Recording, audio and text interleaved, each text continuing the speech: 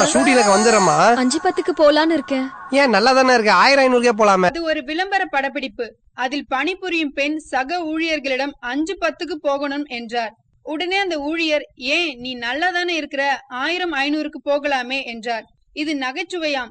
ஜீவா நடித்து விரைவில் ரிலீஸ் ஆக இருக்கும் என்றென்றும் புன்னகை படத்தில் வருகிற ஒரு நகைச்சுவை காட்சி தான் இது. இந்த நகைச்சுவைக்கு சொந்தக்காரர் வேறு யாரும் இல்ல, படத்திற்கு படம் இதே வேலையா செய்து கொண்டிருக்கும் சாட்சாத் அதே சந்தானம் தான்.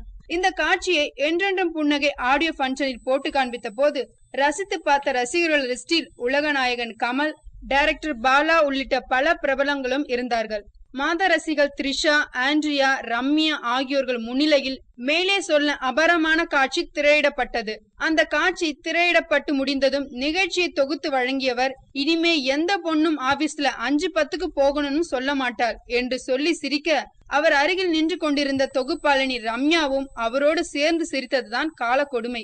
அட, ஆண்கள் தான் ஆதிக்க சிந்தனையில் இருந்தார்கள் என்றால் இந்த மத ரசிகளும் பல்லை காட்டி கொண்டிருந்தார்களே தவிர ஒருவர் கூட ஒப்புக்கு இந்த காட்சிக்கு கண்டனம் தெரிவிக்கவில்லை. சரி, எதுக்கெடுத்தாலும் பேஸ்புக்கில் பெண்ணியம் பேசும் பெண்ணிய போராளிகள் யாராவது இதை கண்டித்திருப்பார்கள் என்று தேடி பார்த்தால் ஒருவரையும் காணவில்லை. இந்த படத்தை தயாரித்திருக்கும் பாமக தலைவர் GK மணியின் மகன் தமிழ்குமரனே அவர்களுடைய கட்சியின் அறைகூவல் படி அன்புமணி ராமதாஸ் நடுத்தருவில் நிற்க வைத்து சவுக்கால் அடிப்பாரா தெரியவில்லை. இல்லம்மா ஷூட்டிங்க்கு வந்துறேம்மா. 5:10க்கு போலான்னு இருக்கேன். ஏன் நல்லா தானே இருக்கு, 1000-500க்கே போலாமே.